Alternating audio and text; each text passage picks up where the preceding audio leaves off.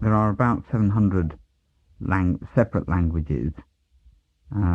That's excluding English and Malaysian Pidgin, which is the lingua franca of the country, the most widespread. So why are there so many?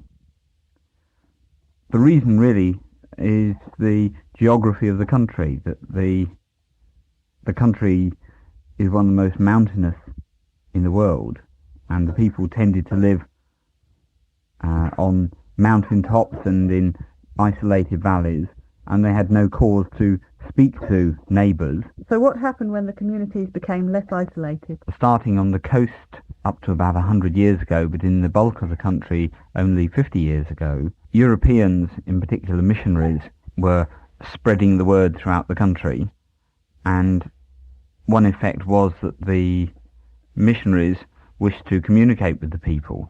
Now, with their localized languages, clearly they couldn't do this, and so they instituted a system of spreading a single language throughout the country. So when people came into Papua New Guinea and wanted to talk to the tribes, what language did they use? In some areas they used a language which was spoken in a particular local area and then spread that language when they went to other parts of the country. So they spread, like Kote, which was spread by the Lutheran Church, that originated in an area near Leh on the north coast and then was spread throughout the whole of that northern coastal area. So the missionaries encouraged the people to all speak one tribal language? Yes, because then they could communicate the word of God to them. When did the missionaries come to Papua New Guinea? The first ones came in the late 1800s, and then there was a lot of activity up until the First World War. After that, the northern part of the country was joined to the southern part, and then added visitors from Australia.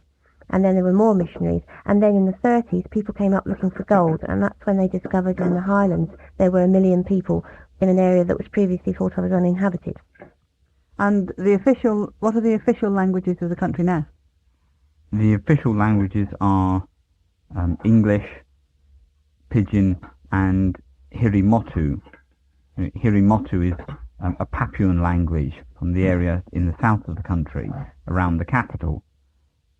And this was spread mainly through the native police.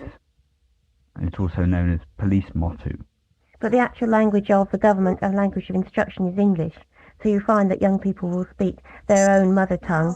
They might speak their father's local tongue as well, the local languages, plus Pidgin, plus English. So most people in Papua New Guinea are trilingual or quadrilingual? Yes.